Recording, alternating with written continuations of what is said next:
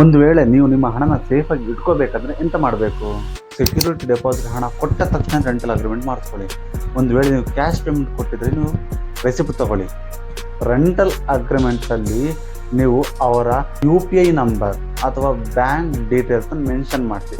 ಪ್ರತಿ ತಿಂಗಳು ಬಾಡಿಗೆ ಅದೇ ಅಕೌಂಟ್ಗೆ ಟ್ರಾನ್ಸ್ಫರ್ ಮಾಡ್ಬೋದು. ನಿಮ್ಮ ಸೆಕ್ಯೂರಿಟಿ ಡೆಪಾಸಿಟನ್ನು ಕೂಡ ಅದೇ ಅಕೌಂಟ್ಗೆ ಟ್ರಾನ್ಸ್ಫರ್ ಮಾಡಬಹುದು. ಬಾಡಿಗೆ ಮನೆಯಲ್ಲಿ ಈ ಸ್ಟೆಪ್ನ ನೀವು ಫಾಲೋ ಮಾಡೋದ್ರಿಂದ ನಿಮ್ಮ ಹಣ 100% ಸೇಫ್ ಆಗಿರ್ತದೆ. ನೆಕ್ಸ್ಟ್ ಎಪಿಸೋಡ್ನಲ್ಲಿ ಎಂತೆಲ್ಲ ಟ್ರಾಪ್ಸ್ ಇರುತ್ತೆ ಅಂತ ನಾವು ನೋಡೋಣ. ಈ ವಿಡಿಯೋದಲ್ಲಿ ಈ ಮಾಹಿತಿ ನಿಮಗೆ ಇಷ್ಟ ಆಗಿದ್ರೆ ದಯವಿಟ್ಟು ಲೈಕ್ ಮಾಡಿ, ನಿಮ್ಮ ಫ್ಯಾಮಿಲಿ ಫ್ರೆಂಡ್ಸ್ ಜೊತೆಗೆ ಈ ವಿಡಿಯೋನ ಶೇರ್ ಮಾಡಿ. ನಿಮ್ಮ ಅನಿಸಿಕೆ ಅಭಿಪ್ರಾಯ ಎಂತ ಇದ್ರೂ ಸಹ ಕಮೆಂಟ್ ಮೂಲಕ ತಿಳಿಸಿ.